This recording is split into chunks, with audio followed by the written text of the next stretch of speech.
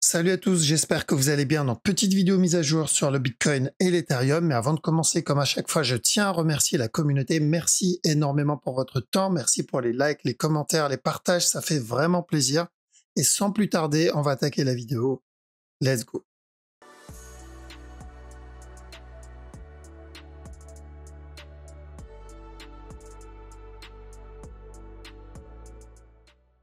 Ok, donc on va commencer avec le Bitcoin. Donc Bitcoin, bien sûr, sur la grosse time frame. Là, on est plus sur de l'investissement. Donc ceux qui sont intéressés pour de l'investissement, la direction est toujours la même. Donc l'objectif, c'est toujours revenir péter ce top, que ce soit pour un expanding et venir péter le top ou un regular flat en interne et ensuite venir péter le top.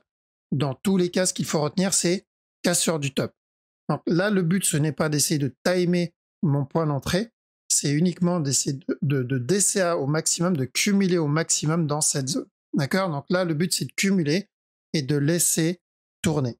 Donc on va pas surveiller la structure toutes les 5 minutes. Si on a une bonne lecture de structure, on peut essayer d'avoir un meilleur prix, donc rentrer pendant les phases correctives, comme on voit en petite time frame. Mais si on fait ça, il va falloir vraiment savoir manager votre trade et on n'est plus vraiment dans de l'investissement. Mais voilà, c'est une option aussi. Bien sûr, on peut très bien rentrer en spot en attendant une correction ici ou en interne. Et par contre, si on fait ça, il va falloir manager le trade. D'accord? Là, on est plus sur de l'investissement. Ceux qui veulent la faire en mode safe, bien sûr, le mieux, c'est toujours le dessert. Ensuite, on part sur le daily. Donc là, on part sur du trading. D'accord? Donc trading, on avait dit, on attend la correction et à chaque nouveau plus bas, on cherche de l'achat jusqu'à la cassure du top. C'est validé.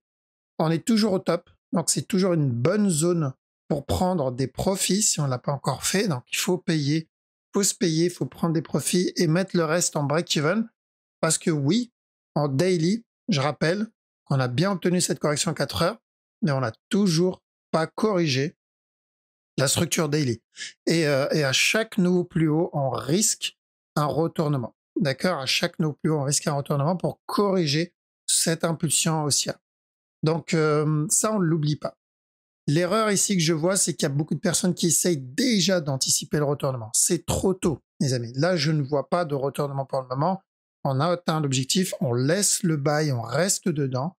Et tant qu'on n'a pas de retournement, il n'y a pas de raison de vendre.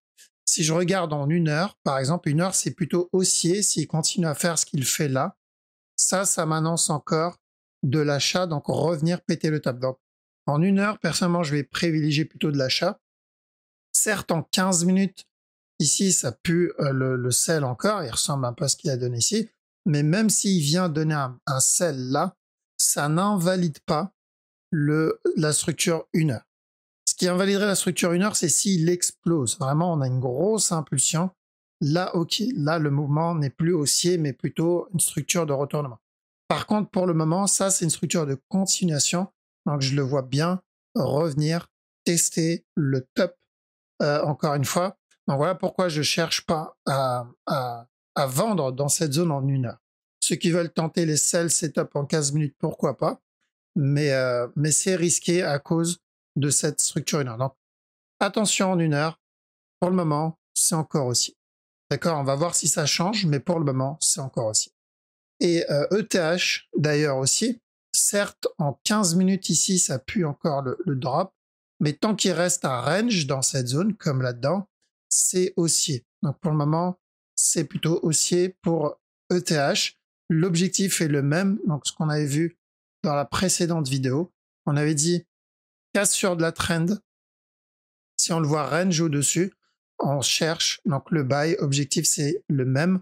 Donc c'est le même objectif que ce bas-là. Quand on était ici, on avait dit de chercher de l'achat jusqu'au top. Donc on est toujours dans ce buy-là. Et le setup d'achat qu'on a obtenu, il était là. Donc normalement, on est censé être dans le buy. Ici, si on trade en 1 heure. Ceux qui trade en plus petit time frame, ils sont rentrés plus bas. Mais ceux qui trade un peu comme moi, 1 heure 15 minutes, c'est là leur point d'entrée. Donc bonne zone pour prendre un peu de profit, mettre le break-even. Et l'objectif final, c'est ce top-là. Ok, BNB. Donc BNB sur la structure daily, bien sûr, la direction est toujours la même. Je sais qu'il y a pas mal de FUD sur Binance, mais c'est les FUD qui nous ont permis d'acheter plus bas. Donc ça, faut pas l'oublier. On avait dit de chercher de la vente ici, ou pour un running, ou carrément pour revenir tester ce bas. Donc il nous a donné carrément le gros drop dû au FUD qu'on a obtenu, donc tant mieux. Maintenant, tant qu'on n'a pas pété ce bas, s'il y a des buy setup, je tente. L'objectif, c'est ce top là. Pourquoi? Parce qu'on va rechercher un regular flat. Et si c'est bien un regular flat, il est censé retester ce top. D'accord? Donc on privilégie de l'achat. Le problème, c'est qu'en une heure, j'ai pas vraiment de buy setup propre. On avait vu de la vente ici. Alors on avait vu de l'achat ici d'abord. Ensuite de la vente. Donc on a bien obtenu les deux. Le problème, c'est qu'il ne devait pas casser ce bas pour valider un running. Le bas, il est cassé. Donc là, on se retrouve avec un expanding. Je suis pas un gros fan des expanding. Je traite pas trop ça. Donc, ceux qui veulent tenter l'expanding, faites attention à la cassure de ce top. D'accord? Parce que les probabilités sont pas de notre côté quand il s'agit d'un expanding flat. Donc, faites attention à ce top. S'il donne l'expanding et il monte, tant mieux. Et s'il décide de se retourner, on recherchera de l'achat au plus bas. Le DOT, alors DOT, attention, petit time frame, je serais pas étonné qu'il revienne casser ce top. Maintenant, ce qui nous intéresse, bien sûr, c'est la direction daily. Donc, un running flat minimum, voire une nouvelle structure. Et donc, c'est plutôt haussier. Après, en une heure, je n'ai pas de buy setup. Alors ça pue la fin de structure qui est en cours. J'ai besoin d'une correction. Donc, une fois la correction obtenue, là, je pourrais tenter les buy setup. Donc, si on rentre en interne, sachez que vous risquez une correction juste après. Mais c'est haussier. Après avoir obtenu cette correction, c'est plutôt haussier sur le DOT. C'est la même chose sur EGLD. L'objectif est le même. On avait dit de chercher de l'achat pour un running. Et c'est toujours la même direction. Maintenant, c'est d'attendre un setup. On en a eu en interne. Donc, ceux qui ont pris les setups qu'on avait annoncés, donc celui-là, pas de raison de sortir. Il y a eu celui-là aussi. Par contre, c'est important de prendre des TP. Là, la prochaine structure qu'on attend, c'est une correction plus grande. Et là, pourquoi pas encore une continuation. Donc, à chaque fois qu'on a une correction sur le GLD, on tente les buys. Seul, pareil aussi. Donc là, on avait dit de chercher de l'achat qu'on a obtenu. Il continue à range ici, c'est encore haussier. Le but est toujours le même sur le sol. C'est revenir casser, tester en tout cas ce top pour un regular flat. D'accord? Un buy, revenir tester le top. Donc, tant qu'on n'a pas pété ce bas, on privilégie plutôt les buy setup. Même s'il revient corriger et casser ce bas, je retente les buys. Donc, le but ici, c'est de prendre le regular flat et rien d'autre. Le VET. Donc, l'idée, c'était le running flat. D'accord? Toujours pareil. On privilégie plutôt de l'achat sur le VET. Après, en interne, là, c'est un peu trop tard. Je préférais qu'ils reviennent donner un nouveau plus bas avant le up. Donc, l'objectif est toujours casser ce top en interne, que ça soit tout de suite ou donner d'abord un plus bas. C'est mieux s'il donne un plus bas parce qu'on peut pas rentrer là-dedans. Ça, c'est trop tard. Mais s'il donne une structure un peu plus grande, ça peut être pas mal à tenter. Un peu comme là pour la continuation. Donc, il n'y a rien à faire ici pour ceux qui ne sont pas encore dedans. Litecoin, ce qu'il donne en interne, c'est plutôt baissier. Donc, un drop. Une fois le bas cassé, pourquoi pas chercher de l'achat pour revenir tester le top. Plus il range dans cette zone, et mieux c'est. Plus il range comme ici. Donc là, on a eu de l'achat. On avait dit de chercher de l'achat qu'on a obtenu. Donc, s'il range dans cette zone, on continuera à chercher de l'achat. L'idée est toujours la même aussi. Donc, on avait dit cassure du bas, on cherche de l'achat. Et on a obtenu tout ça avec un beau petit buy. Donc, l'objectif est toujours la cassure de ce top. Mais pourquoi je dis ceux qui ne sont pas dedans, on attend une correction? Parce qu'il peut très bien valider ça. D'accord? Donc, on a besoin de ça pour confirmer la continuation. Ceux qui sont déjà dedans, l'idée c'est de prendre des profits au cas où il invalide le régulier.